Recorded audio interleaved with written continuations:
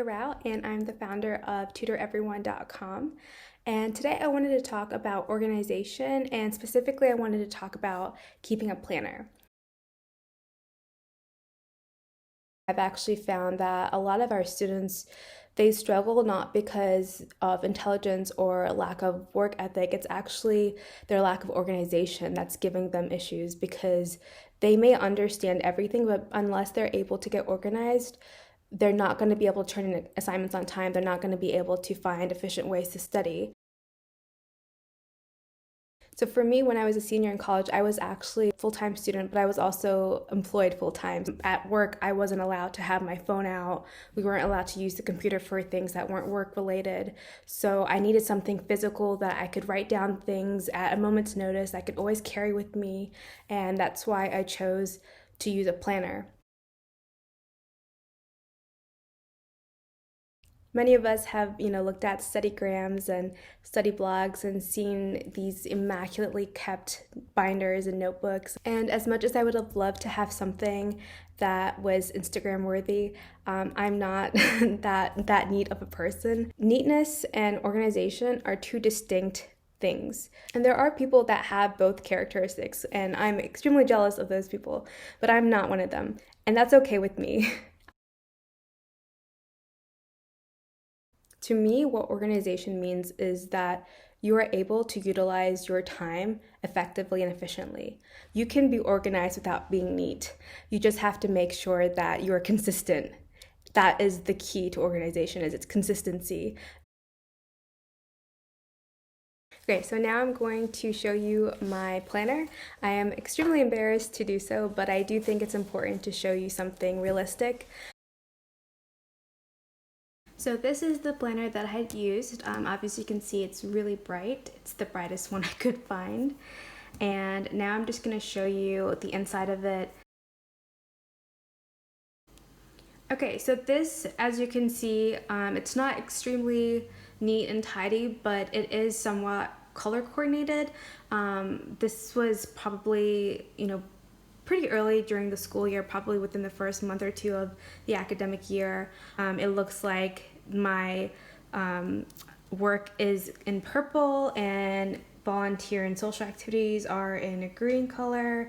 My school classes are in a brighter green, and then the tasks that I have to do seem to be in gray, at least my school tasks, and then random errands are like in a darker blue. And it looks like I've highlighted important things that I need to pay attention to, and I think that is because I'm a very visual person, so having something pop out of me the minute I open up my planner was really helpful. And as you can see, I even have scheduled in my exercise, so it looks like I was exercising 5 days a week, which I still pretty much do now, so that's good. So as I mentioned, this was done probably early in the school year. Obviously, there are some weeks that are going to be busier than others, and sometimes, you just can't carry around, 10 different colors of pens with you. So I'm going to show you a page that was later on during the school year where I was a lot busier, and you'll see something a little bit more realistic.